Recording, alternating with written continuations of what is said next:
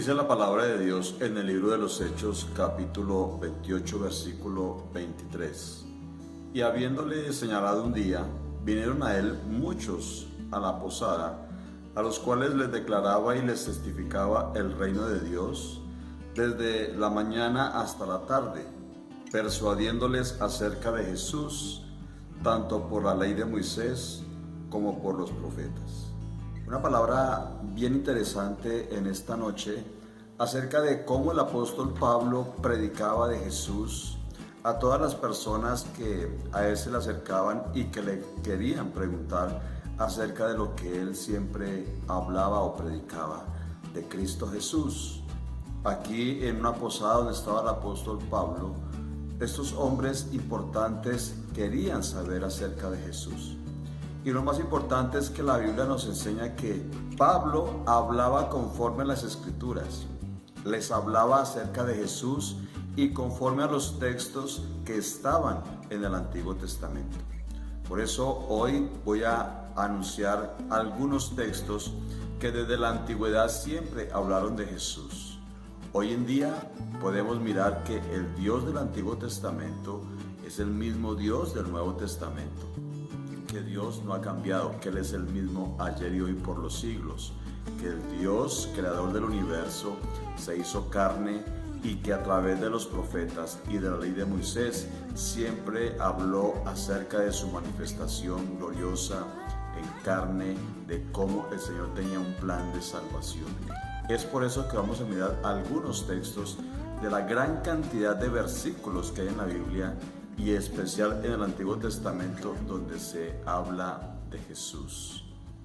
En Génesis capítulo 3 versículo 15, que ya encontramos el primer versículo acerca de lo que Dios iba a hacer a través de su humanidad. Dice ahí en ese texto: y pondré enemistad entre ti y la mujer, y entre tu simiente y la simiente suya. Esta te herirá en la cabeza y tú le herirás en el calcañar. Este texto profético nos habla acerca de esa lucha en la que el mismo Satanás se enfrentaría con el mismo Señor. ¿Y quién es el Señor? Que nacería de una mujer, de una simiente, que tendría una manifestación humana. Así de que cuando miramos esta porción de la palabra del Señor, encontramos una gran profecía que se cumplió en el Señor Jesucristo. En Isaías 7:14 encontramos otra profecía acerca de cómo Dios se manifestaría en carne. Y dice: por tanto el Señor mismo os dará señal. He aquí que la Virgen concebirá y dará a luz un hijo, y se llamará su nombre Emmanuel. Sabemos que el Emmanuel traducido es Dios con nosotros. Dios se hizo carne. En Isaías capítulo 9 versículos 6 y 7 se habla acerca de ese Jesús glorioso que vendría como Salvador.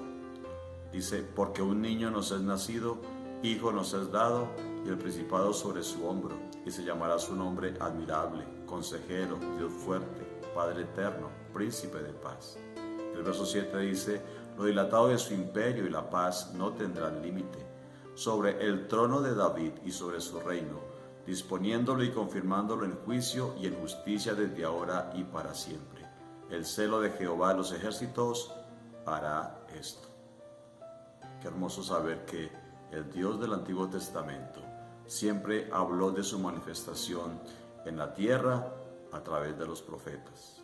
En el Salmo 2, versículo 7, dice la palabra del Señor: yo publicaré el decreto, Jehová me ha dicho, mi hijo eres tú, yo te engendré hoy.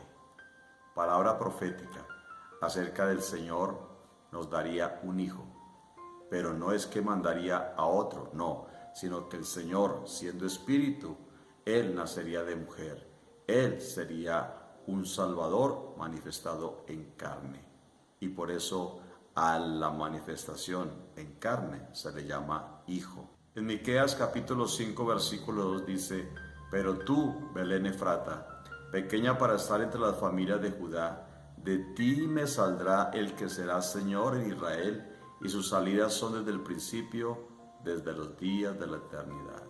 Es decir, El Señor ya tenía desde la eternidad en su mente que salvaría a su pueblo y que de Israel entonces saldría el Salvador del mundo. En Deuteronomio capítulo 18, versículo 15, dice: profeta de en medio de ti, de tus hermanos como yo, te levantará Jehová tu Dios, a él oiréis.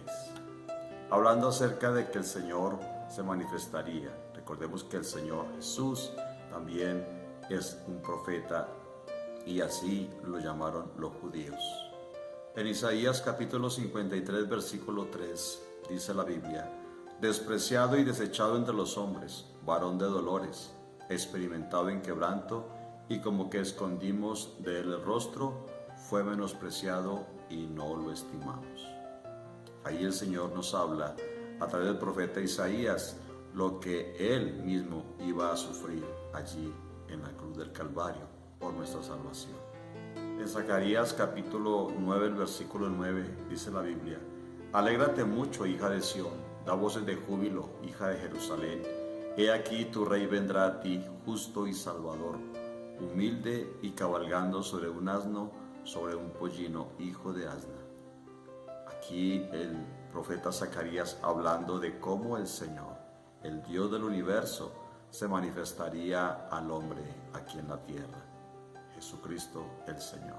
Y un último versículo de los tantos que nos faltaría por examinar, lo tenemos en Zacarías capítulo 12, versículo 10.